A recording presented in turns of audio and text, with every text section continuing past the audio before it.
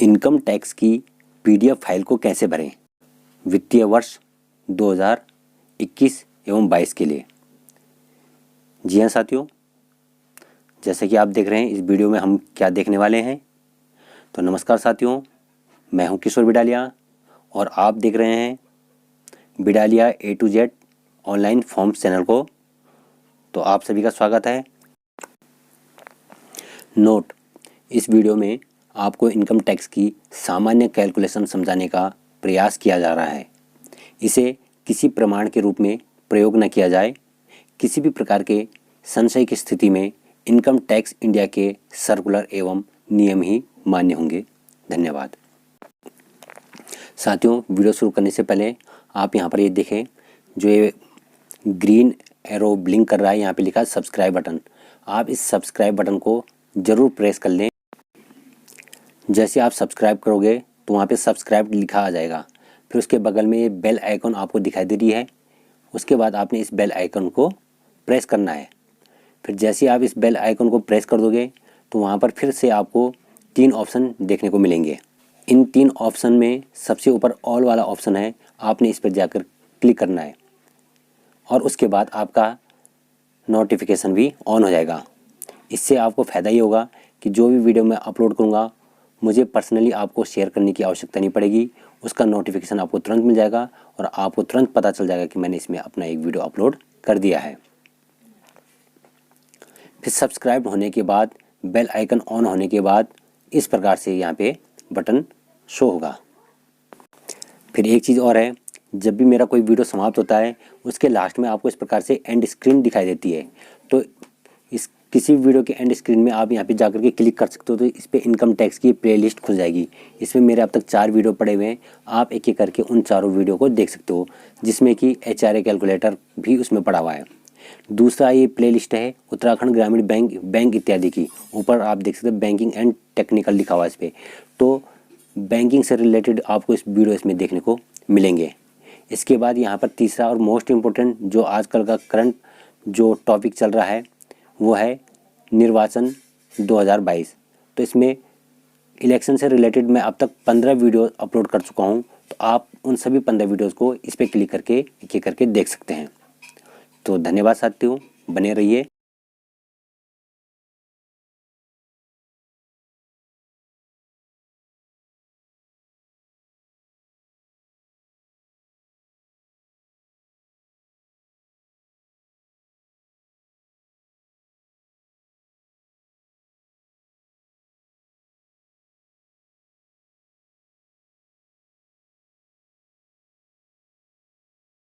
तो यहाँ पर ये होती है प्लेलिस्ट। आप इसको क्लिक करेंगे तो आप ये देख सकते हैं, ये मेरी प्लेलिस्ट है।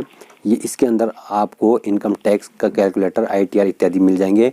तो इसके अंदर 4 वीडियो मैं आपको क्लिक करके दिखाता हूँ इसके अंदर कौन कौन से वीडियो हैं। तो एक तो ITR है, असेसमेंट ईयर 2021-22 का। दूसरा यहाँ पर आप देख सकते हैं इनकम टैक्स कैलकुलेटर, ये है वो एक्सेल सीट का कैलकुलेटर। आप इस वीडियो को ज़रूर देखें, इससे आपको पता चल जाएगा ऑटोमेटिकली टैक्स कैलकुलेट कैसे करता है। ठीक है। और ये है यहाँ पर आप देख सकते हैं इनकम टैक्स का HRA यानी कि मकान किराया भत्ता। 11 उदाहरणों से समझिए, एक भी नहीं पूरे 11 उदाहरण दिए हुए। आप अगर इस वीडियो को देखते तो 11 उदाहरणों से आप अच्छी भली बातें समझ पाएंगे कि किस प्रकार से हम HRA में छूट ले सकते हैं, छूट मिलेगी या नहीं। और इस वीडियो के माध्यम से आप उस एक्सेल शीट को कैसे डाउनलोड करेंगे वो इसमें बताया गया है। तो धन्यवाद, बने रहें। और पहली बार विजिट कर रहे चैनल को तो चैनल को सब्सक्राइब जरूर करें। धन्यवाद। दूसरा वीडियो अपलोड किया था एक्सेल शीट पर हम टैक्स कैलकुलेट कैसे करें। तो उसमें सब कुछ ऑटोमेटिकली हो जाना था। आपने 2-4 जगह अपनी एंट्री करनी थी, उसके बाद पूरा का पूरा टैक्स कैलकुलेशन अपने आप हो जाता और वो मात्र 1 पेज में बनना था उस टैक्स कैलकुलेटर ने। और उसी का ये PDF फॉर्मेट है। तो जिन साथियों को एक्सेल में वर्क करने में दिक्कत आती है, जो एक्सेल के विषय में ज़्यादा नहीं जानते, कंप्यूटर को ज़्यादा नहीं जानते, तो उन साथियों के लिए मैं डिस्क्रिप्शन में दे दूंगा। जो साथी मुझसे व्हाट्सएप में जुड़े हुए हैं उन्हें मैं व्हाट्सएप के माध्यम से इसको शेयर कर दूँगा। तो इसको आप प्रिंट निकाल करके इसमें आपने कहाँ पे क्या भरना है मैं एक एक चीज़ आपको बताता हूँ। तो ये उसी का PDF फॉर्मेट है जो मैंने एक्सेल में पहले वीडियो अपलोड किया था। तो ठीक है, 2 पेज का है। तो 2 पेज में इधर ज़्यादा कुछ है नहीं। तो पहले मैं सेकंड पार्ट पे जाता हूँ। जैसे मैं एक्सेल में गया था तो आपको या तो आपने अपनी सैलरी स्लिप डाउनलोड करके रख देनी है। उसमें अभी 10 महीने की सैलरी होगी तो 2 महीने की सैलरी आपने खुद ऐड करना है। ठीक है। तो ऐड करके उसकी डिटेल आप इस वाले पेज में भर सकते हैं। हालांकि एक्सेल शीट में आप यहाँ पे एंट्री करते, इन जगह पे एंट्री करते और उधर मेन पेज पे वो ऑटोमेटिकली फीड होती जाती। तो आपको समझाने के लिए कि आपने क्या करना है, आप यहाँ पर जैसे बेसिक पे, ठीक है, जो साल भर की बेसिक पे होगी उसका टोटल लिख देना है। यहाँ पे डीए का टोटल, यहाँ पे डीए एरियर का टोटल, यहाँ पे मकान किराया भत्ता यानी कि जो आपको एचआरए मिलता है उसका टोटल लिख देना है। यहाँ पर आपने पर्वतीय भत्ता यानी कि जो एचडीए मिलता है उसका टोटल लिख देना है। जिन साथियों को विशेष वेतन भत्ता मिलता है वो यहाँ पे लिख देंगे, जिनको विकलांग वाहन भत्ता मिलता है वो यहाँ पे लिख देंगे, जिनको इसके अलावा कोई अन्य भत्ते या अन्य एरियर मिलते हैं वो यहाँ पे लिख देंगे, ठीक है। और भी अन्य एरियर भत्ते हैं तो यहाँ पे लिख देंगे। किसी को कंप्यूटर भत्ता होगा यहाँ पे, किसी को धुलाई भत्ता, तमाम तरह के भत्ते होते हैं, जिसको जो मिलता है तो यहाँ पर अपना ऐड करता जाएगा। यहाँ पे बोनस की राशि को ऐड कर देगा और यहाँ पे उनका टोटल ऐड कर देगा, यहाँ पे टोटल निकाल देगा। उसके बाद यहाँ पे एनपीएस 14% गवर्नमेंट शेयर, जो साथी हमारे एनपीएस वाले हैं वो यहाँ पर एनपीएस का 14% लिख देंगे। तब पहले वाले टोटल को प्लस एनपीएस के 14% के टोटल को आप यहाँ लिख देंगे, ठीक है। तो यहाँ पे आपके पास एक समरी आ जाएगी आपकी वेतन की। अब चलते हैं मेन पेज पे, क्योंकि पीडीएफ है इसमें ऑटोमेटिकली टैक्स कैलकुलेटर तो होना ही नहीं, आपको खुद करना पड़ेगा। तो अब आपने इस वाले पेज पे जाना है। जब आप इस पेज पे जाएंगे तो यहाँ पे नाम की जगह पे अपना नाम, यहाँ पे अपने विद्यालय या संस्था का नाम लिख देंगे, यहाँ पे अपने पैन कार्ड की संख्या लिख देंगे, ठीक है। और यहाँ पर जो है आप जनपद लिख देंगे, यहाँ पे जो भी आपका जनपद है तो वो लिख देंगे। अब आप यहाँ पर देख सकते हैं कि वेतन से प्राप्त आय, इसमें क्या क्या जोड़ना हमने, बेसिक पे हो गया, डीए हो गया, मकान किराया भत्ता हो गया, जो अभी हमने नीचे भरा उन सब का टोटल आपने यहाँ पे लिख देना, बोनस एरियर आदि। इसमें अभी आपने एनपीएस वाला इसमें मत जोड़ना है, यहाँ पे हालांकि मैंने एनपीएस इसमें लिखा है वो यहाँ पे मत जोड़ना, उसको मैं सेपरेट दिखा रखा नीचे वाले कॉलम में। यहाँ पे एनपीएस सरकारी अंशदान 14%, जो गवर्नमेंट हमको 14% देती है उसको आपने इस वाले कॉलम में जोड़ देना है। फिर इसका प्लस इसका यहाँ पे टोटल आ जाएगा, ठीक है। कहाँ पे, यहाँ पे। लेकिन उससे पहले यहाँ पे मैंने लिखा है अन्य स्रोतों से आय। यदि आपकी सेविंग बैंक का ब्याज है, एफडी का ब्याज है या किसी अन्य स्रोत से आपकी आय होती है तो उसको आप इस वाले कॉलम में लिख देंगे। तो पहला, दूसरा, तीसरा, इन तीनों का टोटल यहाँ पे आ जाएगा इस वाले कॉलम में, ठीक है। यहाँ तक समझ गए। एनपीएस की डिटेल हमने यहाँ पहले वाले पे नहीं लिखना है, एनपीएस को छोड़ के हमने एनपीएस को नीचे लिखना है सेकंड नंबर पे, ठीक है। ये लिखा हुआ है, आप ये हिंदी में इसलिए बना रखा है ताकि सरलता से आप इनकम टैक्स कैलकुलेट कर सके। ये कोई इतना बड़ा रॉकेट साइंस नहीं है, बहुत बड़ी चीज़ नहीं है। पहले इंग्लिश में हुआ करता था फॉर्मेट, मैंने उसको चेंज करके हिंदी में कर दिया है ताकि आप इजीली हिंदी में उसको पढ़ सके, समझ सके और कैलकुलेट कर सकें।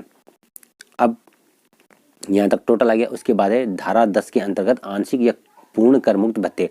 एक धारा 10 होती है, इसके तहत कुछ उपधाराएं होती है, इसकी सब सेक्शन होते हैं, तो उनके तहत कहाँ कहाँ हमको छूट मिलेगी। तो इसमें बहुत सारी धाराएं होती है, लेकिन मैंने मेन वो धाराएं इस पर लिखी है ताकि एक पेज में कैलकुलेटर बने या ये पीडीएफ बने कि जिसके थ्रू आप आसानी से कैलकुलेट कर सकते हैं। जैसे क है मकान किराया भत्ता, इसमें शर्तें लागू है। अब क्या शर्तें लागू है, आप मेरा पिछला वीडियो देखेंगे तो उसमें मैंने उसमें 11 उदाहरण दिए हुए हैं मकान किराया भत्ते के लिए। एचआरए घटेगा या नहीं घटेगा, तो इसके लिए अंडर सेक्शन 1013A होता है, ठीक है। तो यदि आप वो लागू होगा, आप एक बार उस वीडियो को जरूर देखना, उससे आपको पता चल जाएगा कि आपको एचआरए में छूट मिलेगी या नहीं। जिनको मिलेगी वो यहाँ पे एचआरए की छूट वाली राशि को रख देंगे, अदरवाइज यहाँ पे जीरो रहने देंगे। यहाँ पे पर्वतीय विकास भत्ता हो गया, सीमांत भत्ता हो गया, उत्तराखंड विकास भत्ता हो गया, ये 1014(2)(2)BB के तहत आता है। तो यहाँ पे जैसे जिनको हिल अलाउंस में छूट मिलती है तो 3600 रुपये की मिलती है। इस पर एक चीज़ और कह दूँ, स्पष्ट करना चाहूँ, वो ये कि ये छूट 3600 रुपये की छूट उन लोगों को मिलेगी जिनका विद्यालय, जिनकी संस्था 1000 मीटर से ऊँची हाइट पर स्थित है, ठीक है। जो लोग मैदानी क्षेत्र में रहते हैं उनको इसमें छूट नहीं मिलेगी। और जो सीमांत भत्ता यानी कि बॉर्डर अलाउंस, तो ये पूरा का पूरा माइनस हो जाएगा जितना भी उनको मिलता है, ठीक। और उत्तराखंड विकास भत्ता जिन साथियों को मिलता है उन्हें इसके विषय में ज़्यादा जानकारी है, ठीक है। तो यहाँ पर जिसमें भी आपको छूट मिली होगी आप ये छूट यहाँ पे लिख देंगे। दिव्यांग साथी है, उनको विकलांग वाहन भत्ता मिलता है, तो विकलांग वाहन भत्ता भी यहाँ पे 500 से 600 रुपये कितना मिलता है उनको, जितना ही मिलता है वो पूरा का पूरा यहाँ पे माइनस हो जाएगा। जो भत्ता उनको पहले सैलरी मिला वो पूरा का पूरा आप यहाँ पे घटा देंगे। इसके अलावा अगर अन्य कोई भत्ते हैं इस धारा 10 के अंतर्गत तो वो लोग इस पे लिखेंगे। ये सिर्फ उत्तराखंड के परिप्रेक्ष्य में नहीं है, बल्कि यूपी वाले भी या अन्य प्रदेश वाले भी यहाँ पे इसका यूज़ कर सकते हैं। तो यहाँ पे अपने अन्य भत्ते लिखेंगे और उसी राशि लिख करके उसको माइनस कर देंगे। फिर धारा 16 के तहत 16A में स्टैंडर्ड डिडक्शन होता है, यानी कि मानक कटौती 50,000 रुपये, तो यहाँ पे आप इसके 50,000 रुपये घटा देंगे। तो ये सारा पोर्शन घटाने वाला है, तो ये सारा पोर्शन का इनका योग आ जाएगा क ख ग घ, यानी कि ये क ख ग घ, इन चारों का पहले यहाँ पे योग आएगा और जो यहाँ पर इनका योग था उस योग में से इन चारों का जो यहाँ पे योग आएगा ये माइनस होकर के यहाँ पे आ जाएगा शुद्ध आय में। शुद्ध आय 3 के योग से 4 के योग को घटाएं, यहाँ पे साफ साफ लिखा हुआ है, तो यहाँ पर वो टोटल आय हो जाएगी ये घटने के बाद। अब है धारा 24B, इसके अंतर्गत क्या आता है, होम लोन का जो ब्याज है वो ब्याज अधिकतम 2 लाख तक ही घटता है। अगर कोई होम लोन का ब्याज दे रहा है साल भर का 2,10,000 या 2.5 लाख या 3 लाख, तो अधिकतम घटेगा कितना, 2 लाख, तो यहाँ पे वो लिख देंगे 2 लाख। अगर कोई साल भर में कुल 1 लाख ही दे रहा है या 85,000 दे रहा है या 10,000 दे रहा है, तो उसका वही घटेगा, 2 लाख के अंदर जितना भी है उतना घटेगा, पर अधिकतम घटेगा यहाँ पे 2 लाख। माइनस का चिन्ह लगा देंगे, इस राशि में से घटा देंगे, किस में से, जो शुद्ध आय यहाँ पे बची हुई थी इस टोटल में से 2 लाख अधिकतम इसको घटा देंगे, फिर यहाँ पे आ जाएगा शेष। यहाँ पे साफ साफ आप पढ़ सकते हैं 7वें नंबर पे कि शेष आय 5 के योग से 6 के योग को घटाएं, तो जो बचेगी वो 7वें कॉलम में यहाँ पे शेष आय बच जाएगी। अब मेन जो चीज़ है 80C के अंतर्गत जो 1.5 लाख की छूट है, और जो 80CCD 11B इत्यादि है उस पर ये वीडियो है। तो जो चैप्टर 80C है यानी कि 6A जो चैप्टर है, इसमें क्या क्या कटौतियाँ हैं ये 80C के तहत देखे। धारा 80CCE, धारा 80CCE किसको कहते हैं, उसका मीनिंग होता है कि उसमें धारा 80C आता है, धारा 80CCC यानी कि पेंशन बॉन्ड का आता है, धारा 80CCD 1 यानी कि जो NPS में एम्प्लॉय का अपना 10% शेयर होता है वो आता है। तो इन सब का योग अधिकतम 1.5 लाख तक होगा, यहाँ पे साफ साफ लिखा हुआ, आप जब पढ़ेंगे साफ साफ लिखा हुआ है, ठीक। फिर है, आप यहाँ पे देख सकते हैं कि इसमें क्या क्या चीज़ आती है। देखिए, जो साथी पेंशन वाले हैं, ओल्ड पेंशन वाले हैं, तो GPF मिलता है, उनका GPF कटता है सैलरी से, तो यहाँ पे अपनी GPF की राशि को लिख देंगे। यदि उनका GPF ही 1.5 लाख है तो अन्य चीज़ें लिखने की उनको आवश्यकता नहीं है, क्यों, क्योंकि उनको अधिकतम छूट जब 1.5 लाख की मिलनी है तो ये कॉलम भरने की उनको आवश्यकता ही नहीं है, तो यहाँ पे उसका टोटल लिख देंगे 1.5 लाख। पहले यहाँ पे लिखेंगे टोटल योग GPF से लेकर के अन्य 5 तक, ठीक है। यहाँ पे उसका टोटल लिख देंगे, कितने यहाँ पे आ जाएगा, पहले उसका टोटल 1.5 लाख और फिर वही 1.5 लाख यहाँ पे भी लिख देंगे, मतलब फाइनल कैलकुलेशन इधर वाले पोर्शन की होगी, ये ध्यान देना आपने, ठीक है। अब जिनका GPF नहीं है या GPF है, GPF में 1 लाख है तो PPF में होगा कुछ 10,000, LIC की होगी, शिक्षण शुल्क होगा। शिक्षण शुल्क में मैं बता दूंगा 2 बच्चों तक का शिक्षण शुल्क में छूट मिलती है अधिकतम 1.5 लाख रुपए तक की। अगर किसी के 3 बच्चे हैं, 3 बच्चों पे 1,75,000 रुपये शिक्षण शुल्क जाता है साल भर का, तो 2 बच्चों के शिक्षण शुल्क में छूट मिलेगी। फिर सुकन्या समृद्धि योजना पे कोई इन्वेस्ट कर रहा है तो वो अमाउंट यहाँ घटा जाएगा। इन सब अमाउंट में अधिकतम 1.5 लाख तक की छूट मिलती है, चाहे इन सबको जोड़ के 1.5 लाख हो, चाहे आपके सेपरेट किसी में भी आपने 1.5 लाख इन्वेस्ट कर दिए तब भी छूट यहाँ पे मिलेगी 1.5 लाख रुपए की, ठीक है। तो अब यहाँ पे फिर है GIS जो 2400 रुपये कटता है सैलरी से। NSC अगर किसी ने करार की है तो उसका अमाउंट लिख देंगे। FD अगर किसी की 5 वर्ष की तो उसका अमाउंट लिख देंगे, ठीक है। फिर है गृह ऋण मूलधन यानी कि होम लोन का प्रिंसिपल अमाउंट जो रीपेमेंट करते हैं मूलधन को, तो वो भी अधिकतम 1.5 लाख के अंतर्गत आता है, तो इसी में आ जाएगा। इसके अलावा किसी के अन्य और हैं, कहीं इन्वेस्टमेंट किया है तो वो राशि आ जाएंगी, तब इनका टोटल प्लस इनका टोटल सबका टोटल यहाँ पे आ जाएगा। यदि ये होता है 1,80,000 है, 1,90,000 है, 2 लाख या 2.5 लाख, अगर आप ओल्ड पेंशन वाले हो तो यहाँ पे चाहे टोटल जितना भी हो उसमें से आपने यहाँ पे 1.5 लाख लिखना है, समझ रहे हो ना। आगे वाले पोर्शन में आपने कितना लिखना है, 1.5 लाख। यदि आपको यहाँ पे 1,10,000 हो रहा है तब आप इस पे 1,10,000 ही लिखेंगे, यानी कि इस वाले पोर्शन में आपने अधिकतम 1.5 लाख लिखना है। फिर अभी एरो वाली चीज़ है। अब माना आप हो NPS वाले, अब अगर आप NPS वाले हो तो आपके यहाँ पे GPF कुछ आएगा नहीं, आपका PPF LIC शिक्षण शुल्क ये सब लगा के आपका होता है यहाँ पे, इन सब का टोटल आता है मान लिया जाए 1,15,000 रुपये, ठीक है। इनका टोटल GPF होगा नहीं उसका NPS वाले का, तो इनका टोटल लगा के होता है यहाँ पे आपका NPS, वो सॉरी कितना, 1,15,000 रुपये, ठीक है। यहाँ पे हमने 1.5 लाख तक की छूट लेनी थी, तो ये केवल 1,15,000 हुआ, तो हमने यहाँ पे से उठा करके इसको 1,15,000 को यहाँ कर देना है। अब हम इसमें 1.5 लाख कहाँ से पूरा करें, तो जो हमारा NPS है अपना 10%, जो एम्प्लॉय का स्वयं का 10% होता है। अब मान लिया जाए कि 80CCD 1 में आपने अब अपने कर्मचारी के अंशदान को लिखना है यहाँ पे। अब मान लिया जाए कि आपका कर्मचारी का अंशदान है 95,000 यानी कि 95,000, ठीक है। तो आपने पहले तो आपने यहाँ पे लिख देना है 95,000। अब इस 95,000 में से आपने देखना है कि कितना पैसा हम इसमें से अलग करें जो यहाँ 1.5 लाख हो जाए। तो यहाँ पे था 1,15,000, अब देखो 80CCC पेंशन बॉन्ड है तो ये यहाँ पे 0 आ जाएगा, तो यहाँ पे 1,15,000 है, ठीक है। यहाँ पे हमने लिख दिया है 95,000 यानी कि 95,000। अब 1,15,000 में हमें कितना पैसा चाहिए जो कि 1.5 लाख हो जाए, तो हमको चाहिए 35,000 रुपये। तो जो हमारे पास यहाँ पे था 95,000, तो इस 95,000 से एरो के आगे हम लिख देंगे 35,000, कितना लिख देंगे 35,000। तो यहाँ का 1,15,000 प्लस ये जो है 35,000 ये बराबर हो जाएगा यहाँ पे इस वाले कॉलम में 80C 80CCC 80CCD1 का कुल योग, तब ये हो जाएगा यहाँ पे 1.5 लाख। समझ रहे हो? फिर से समझो, यहाँ पे अगर आप पे है 95,000 और यहाँ पे आप पे 1,15,000 या 1,10,000 जितना भी, यहाँ पे 1.5 लाख की कमी जितनी हो रही है उस कमी को पूरा करेगा कौन? 80CCD1। तो 80CCD1 से हमने यहाँ पर से कितना ले लिया? 35,000 रुपये। यहाँ पे था 1,15,000, यहाँ ले लिया हमने 35,000 रुपये। तो 1,15,000 प्लस 35,000 मिला के यहाँ पे हो गया 1.5 लाख। दूसरा उदाहरण मानते हैं कि यहाँ पे दूसरा उदाहरण है कि यदि यहाँ पर है 1,10,000, ये 1,05,000 है। चलिए हम यहाँ पे मान के चलते हैं 1,05,000। अब हमें 1.5 लाख करने के लिए कितना चाहिए? हमें चाहिए 45,000। तब वो 45,000 हम इसमें से ले लेंगे, जो 95,000 है, इस 95,000 में से हम 45,000 ले लेंगे। पर चलो हम फिलहाल पहले वाले उदाहरण पे चलते हैं। 1,15,000 है, यहाँ पे 35,000 हमने यहाँ पे ले लिया, तो इन दोनों का योग हो गया यहाँ पे 1.5 लाख रुपये। जब यहाँ पे 1.5 लाख हो गया, यहाँ पे 95,000 था, 95,000 में से 35,000 यहाँ चले गया 1.5 लाख करने के लिए, तो इस 95,000 में से कितना बचा? जो बचेगा उस राशि को हम यहाँ पे नीचे टाइप कर देंगे। तो 95,000 में से जब 35,000 गया तो यहाँ हमारे पास बच जाएगा 60,000। ठीक है ना?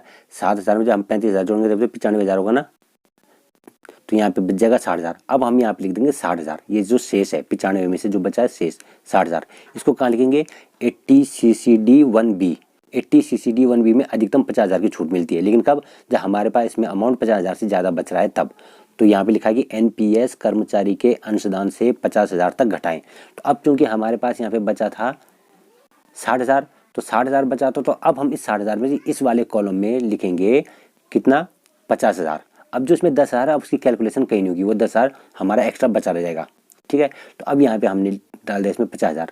तो यहाँ पे तो हो गया था 1.5 लाख इस वाले कॉलम में, 1.5 लाख प्लस ये 50,000 ये जुड़ जाएगा, तो इनका योग यहाँ पे जाएगा 2 लाख।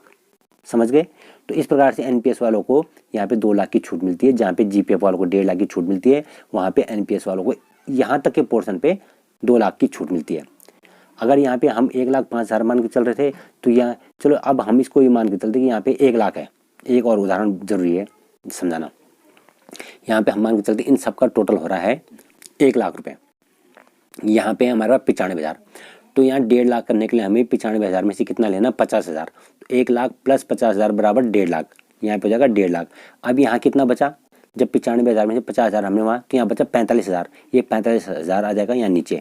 ठीक है, अब इस 45,000 में से हमें यहाँ 45,000 की ही छूट मिलेगी। अब यहाँ 50,000 की छूट नहीं मिलेगी, क्योंकि हमारे पास बचा ही नहीं 50,000 तक। जितना कम बचा है वो पूरा का पूरा यहाँ छूट मिल जाएगी। समझ गए? क्लियर हो गया? तो इस प्रकार से अगर कम है 50,000 से कम है तो पूरा घटेगा, 50,000 से ज़्यादा बच रहा है यहाँ पे, तो यहाँ पे घटेगा केवल 50,000। तो यहाँ पे हो गया, इनका योग हो गया 2 लाख, पूरा पिछले उदाहरण के अनुसार 2 लाख।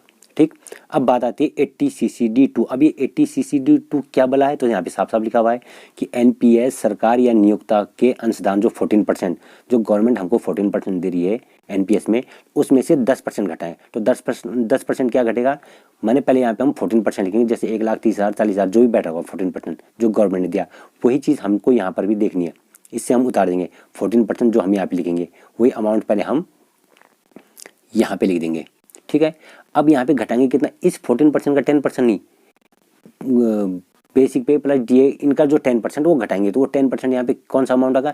जो अमाउंट यहाँ पे है 80CCD1 में जो 10% है 95,000, वही 10% हम यहाँ पे लिख देंगे। तो यहाँ पे 95,000 घट जाएगा। तो यहाँ पे हमारा 1.5 लाख हो गया था, प्लस 50,000 करके 2 लाख प्लस 95,000। तो यहाँ पे इन तीनों में कितना घटेगा? 2,95,000। कुछ क्लियर हुआ? कि जो हमारा NPS अपना शेयर है 10%, अपने शेयर में से पहले हमने 1.5 लाख पूरा किया, फिर उसमें से हमने 50,000 को यहाँ पे छूट ली, तो 1.5 लाख प्लस 50,000 बराबर हो गया 2 लाख।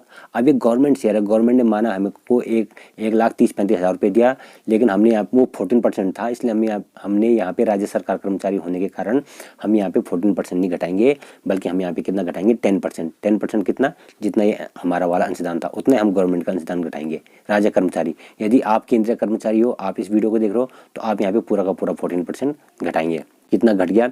2 लाख हो गया था 95,000, 2,95,000। ठीक, अब इस 2,95,000 के अलावा कुछ अन्य और छूट होती हैं, उन पे भी हल्की सी नज़र डाल लेते हैं। अब ये जैसे ATD क्या होता है? ये होता है स्वास्थ्य बीमा प्रीमियम। इसमें अधिकतम 25,000 रुपये तक की छूट मिलती है। माने अगर आपने 30,000 रुपये का हेल्थ इंश्योरेंस लिया है साल भर का, ठीक है, साल भर का होता हो, 30,000 रुपये इन्वेस्ट किए, लेकिन इसमें आपको छूट मिलेगी अधिकतम 25,000 रुपये की। ठीक है, इसमें जो हमारा गोल्डन कार्ड है, हालांकि इस गोल्डन कार्ड पे अभी स्पष्ट आदेश नहीं आया हुआ है 80D में छूट के लिए, लेकिन गोल्डन कार्ड भी हेल्थ इंश्योरेंस का ही हिस्सा है। उसमें भी सारे लाभ वही है जो हेल्थ इंश्योरेंस में है, उसमें भी हमने प्रीमियम वैसे ही चुकाना जैसे हेल्थ इंश्योरेंस में चुकाना है। तो इसलिए हम इसमें 80D में हेल्थ इंश्योरेंस के रूप में गोल्डन कार्ड में मिलने वाले कटने वाले अमाउंट की छूट यहाँ पे ले सकते हैं। जो 650 रुपये हमारे पर मंथ कट रहा है, तो उसका साल भर का जो 7-8 हज़ार रुपये जितना बैठता है उसको भी हम यहाँ इसमें घटा देंगे, पर अधिकतम इसमें घटेगा 25,000। यदि आपका 10,000 का हेल्थ इंश्योरेंस है और 8,000 आपका, या आपका 20,000 का हेल्थ इंश्योरेंस है और 8,000 आपका गोल्डन कार्ड का हो रहा है, तो दोनों का योग 28,000 हो रहा है, लेकिन छूट मिलेगी आपको 25,000 की। फिर दूसरा है 80DD, साफ साफ लिखा हुआ है दिव्यांग आश्रित की देखभाल आदि पर किया गया व्यय 75,000 या 1,00,000 रुपये 25,000 तक 1,25,000 रुपये तक। इसका मतलब क्या है? इसका मतलब यह है कि यदि आपके परिवार में कोई व्यक्ति, बच्चे, बीवी या कोई व्यक्ति ऐसा जो दिव्यांग है, जो चल फिर नहीं सकता, ठीक है, यदि वो 40% से 80% के बीच में दिव्यांग है, तो उस पर आप यहाँ पे उसकी देखभाल के लिए आप यहाँ पे 75,000 दिखाएंगे कि 75,000 रुपये का खर्चा, 75,000 रुपये की आपको छूट मिलेगी।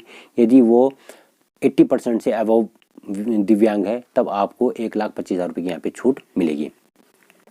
फिर है 80DD भी, ये चिकित्सा पर किया गया व्यय, इस पर कुछ स्पेसिफिक बीमारियां, कुछ जैसे एड्स हो गया, कैंसर हो गया, हार्ट की जो मतलब लाइलाज टाइप की बीमारी समझ लो, उन पे हमने खर्चा कितना भी किया है, लेकिन इसमें अधिकतम छूट मिलती है 40,000 रुपये की। और इसमें उस डॉक्टर का प्रमाण पत्र भी होता है, एक सर्टिफिकेट होता है, वो भी जमा करना पड़ता है। ठीक है, तो यहाँ पे 40,000 की छूट मिलेगी उनको। सामान्य बीमारियों पर किया गया व्यय पर छूट नहीं मिलेगी। फिर अगला है 80E, उच्च शिक्षा हेतु ऋण पर ब्याज। तो उच्च शिक्षा हेतु ऋण पर ब्याज, इसमें जितना भी ब्याज हमारा, माने किसी के बच्चे ने कहीं 3 साल के लिए हायर एजुकेशन लेने के लिए गया है कहीं विदेश में, और 3 साल के लिए उन्होंने 20-25 लाख रुपए का लोन ले लिया, जिसपे पर ईयर जो है 5 लाख या 7 लाख रुपए ब्याज जमा हो रहा है, तो इसमें पूरा का पूरा ब्याज माइनस होगा। समझ रहे इस चीज़ को? पूरा का पूरा ब्याज माइनस होगा। इसमें 2 लाख 3 लाख की लिमिट नहीं है, जितना भी ब्याज जमा करता है साल भर में, पूरा का पूरा ब्याज इसमें माइनस होगा, कोई लिमिट नहीं है। फिर 80EE, कह रहे गृह ऋण पर अतिरिक्त छूट कुछ ही वित्तीय वर्षों हेतु लागू है। जो 80EE है, जो ऊपर 24B में 2 लाख रुपए की छूट मिली थी होम लोन की ब्याज पे, उसमें 50,000 रुपये की छूट है, लेकिन 80EE 1 करके कुछ और सेक्शन है, तो ये कुछ ही लोगों पे लागू है, तो इस पर अलग से कभी सेपरेट वीडियो बनाया जाएगा। ठीक है, फिर 80G, अब 80G क्या है? CM PM राहत कोष को दिया गया दान, वो 100% डिडक्ट हो जाता है। माने अगर हमने कोरोना काल में CM रिलीफ फंड में या PM रिलीफ फंड में 10,000 दान दिया, तो पूरा का पूरा 10,000 हम यहाँ पे घटा देंगे। ठीक है, इसके अलावा मंदिर मस्जिद निर्माण आदि या अन्य मदों पे अगर हमने दान दिया है, डोनेशन किया है, तो वहाँ पर अगर हमने 10,000 रुपये दिया, तो यहाँ पे 50% ही माइनस होगा, अर्थात यहाँ पे हम घटाएंगे 5,000। 10,000 अगर हमने दान किया है तो घटाएंगे 5,000। लेकिन CM PM रिलीफ फंड इत्यादि में कुछ जो फिक्स हैं 100% वाले, वहाँ हमने डोनेट किया, तो पूरा का पूरा 10,000 हम यहाँ पे घटाएंगे। फिर 80 TTA, अब ये 80 TTA क्या है? ये बचत खाते के ब्याज पर 10,000 तक छूट, यानी कि जो हमारा सेविंग बैंक का अकाउंट है, उस पर यदि हमारा ब्याज कितना हो रहा है 15,000 साल भर में, तो पहले हम उस 15,000 ब्याज को कहाँ पे लिखेंगे? यहाँ ऊपर आप देख सकते हो यहाँ पे लिखेंगे हम उसे अन्य सेविंग बैंक ब्याज से इनकम, तो यहाँ पे हम 15,000 लिख देंगे। 15,000 को यहाँ पे हम जोड़ देंगे। ठीक है, तो 15,000 को जोड़ के पहले यहाँ 15,000 जुड़ जाएगा, उसके बाद इस 15,000 में से हमको यहाँ 10,000 रुपये की छूट मिलेगी। किसमें? धारा 80 TTA में। तो यहाँ पे हमको 10,000 रुपये की छूट हम यहाँ पे माइनस कर देंगे 10,000। यदि आपका ब्याज कुल 8,000 रुपये का है, तो पहले 8,000 को आप ऊपर जोड़ेंगे, फिर उस 8,000 को आप यहाँ पर माइनस कर देंगे। ठीक है, और जो सीनियर सिटीजन है उनके लिए 50,000 रुपये तक की छूट है इसमें। फिर 80U, देखो यहाँ पे था एक 80DD दिव्यांग आश्रित, अब यहाँ पे 80U, यदि कोई स्वयं दिव्यांग है, उसका परिवार का जन नहीं बल्कि कोई कर्मचारी स्वयं दिव्यांग है 40 से 80% के बीच में, तो उसको यहाँ पे 75,000 रुपये की छूट मिलेगी। और यदि वो 80% से ऊपर विकलांग है या दिव्यांग है, तो उसको यहाँ पे 1,25,000 रुपये की तक की छूट मिलेगी। अब बात आती है टैक्स स्लैब की। अब मान लिया जाए इन सब चीज़ों को घटा करके हमने देख दिया किसी की सारी चीज़ हो गई 3.5 लाख रुपए माइनस हो गए, और उसकी ग्रॉस इनकम थी 12 लाख। ठीक है, हम ये मान के चलते उसकी ग्रॉस इनकम थी 12 लाख, 3.5 लाख रुपए ये घट गए। तो अब उसकी यहाँ पे नेट टैक्सेबल इनकम आएगी इस कॉलम में। किस कॉलम में? उसकी जो है यहाँ पर जो इन सब का योग आ जाएगा उस 3.5 लाख रुपये आ गया। उस 3.5 लाख रुपये को हम घटा देंगे ग्रॉस इनकम से, तो यहाँ पर जो बच जाएगा हमारे पास कितना ग्रॉस इनकम, मतलब जो 24B इत्यादि के बाद जो ये वाली इनकम थी 80C से पहले वाली जो इनकम बची थी, ठीक है, 80C से पहले वाली जो इनकम, अगर यहाँ पर मान लिया जाए यहाँ पर बचता है हमारे पास 9.5 लाख रुपये, हालांकि ऊपर तो हमारे पास 12 लाख कुछ था, तो इस या सॉरी यहाँ पे हम मान के चलते 2 लाख उसने होम लोन का ब्याज घटा दिया है, 50,000 स्टैंडर्ड डिडक्शन के घटा दिए, अन्य चीज़ें और घटा करके, यानी कि 3 लाख उसने ऊपर ही घटा दिए। तो उसकी थी यहाँ पर 12 लाख की इनकम, तो 3 लाख उसने यहाँ पे घटा दिया, तो यहाँ पे आ गया था उसका 9 लाख। अब इस 9 लाख में से भी यहाँ पे 3 लाख अगर हम मान के चलते हैं उसने और घटा दिया है, तो फिर यहाँ पे आ जाएगा 6 लाख। तो जो यहाँ पे आएगा उसको बोलेंगे कर योग्य आय, इस वाले कॉलम में, ठीक है, taxable income, net taxable income, कर योग्य आय आ जाएगा इस वाले कॉलम में। अब उस कर योग्य आय की कैलकुलेशन कैसे होगी, ये ओल्ड टैक्स स्लैब के अनुसार मैं आपको बता रहा हूँ, ठीक है।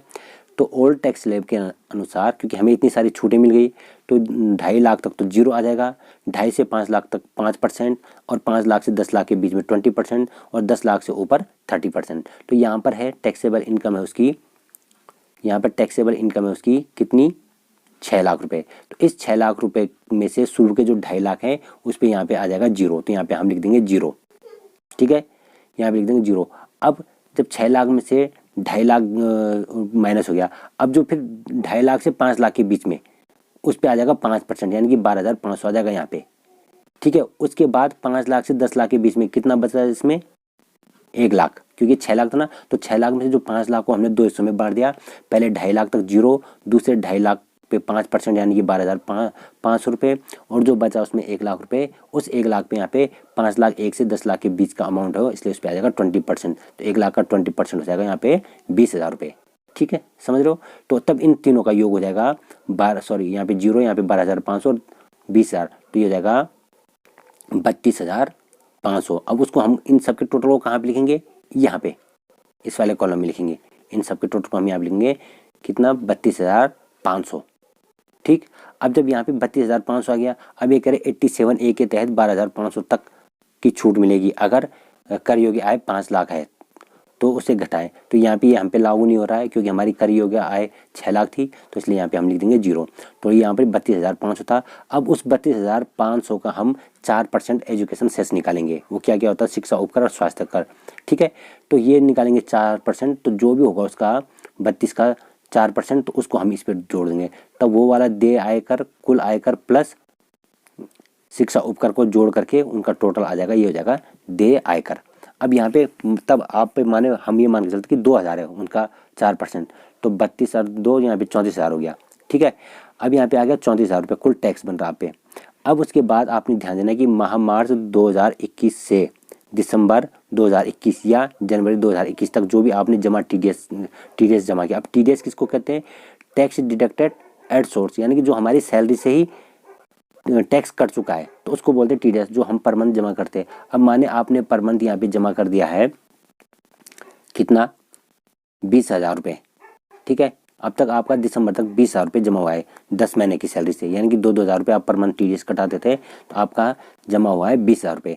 तो 34,000 में से हमने 20,000 माइनस किया, तो जो राशि यहाँ पे बचेगी वो होगी शुद्ध देय आयकर, यानी कि जो बचा हुआ शेष टैक्स हमने जमा करना है जनवरी फरवरी की सैलरी में, या जिन्होंने जनवरी के बाद कैलकुलेशन करेंगे फरवरी की सैलरी में, तो वो आएगा यहाँ पे। तो यहाँ पे कितना आ गया, 14,000 रुपये। 34,000 में से हमने 20,000 माइनस किया, तो यहाँ पे बच गया 14,000। तो इस 14,000 को अगर 2 महीने का टाइम है आप पे जनवरी फरवरी, तो आप इसमें 2 हिस्सों में इसको डिवाइड कर देंगे, 7,000 14,000 रुपये कटवा देंगे। यदि एक ही महीने का टाइम है तो फरवरी की सैलरी से आप 14,000 माइनस टैक्स कटवा देंगे, TDS कटवा देंगे। लेकिन आपको यहाँ पे एक चीज़ और बताता हूँ, कई बार कुछ छोटी मोटी कैलकुलेशन हो जाती है कि जो छूट जाती है। देखो मैं इतना इस पे काम करता हूँ, फिर भी कह रहा हूँ आपको कि फिर भी कैलकुलेशन छूट जाती है, एग्जैक्ट नहीं होती है। होता क्या, कई बार कोई ऐसा एरर आ गया आपके पास जिसकी आपको उम्मीद नहीं थी, तो वो भी आपकी सैलरी में जुड़ेगा, तो फिर उस पर भी आपकी टैक्स देनदारी बनेगी।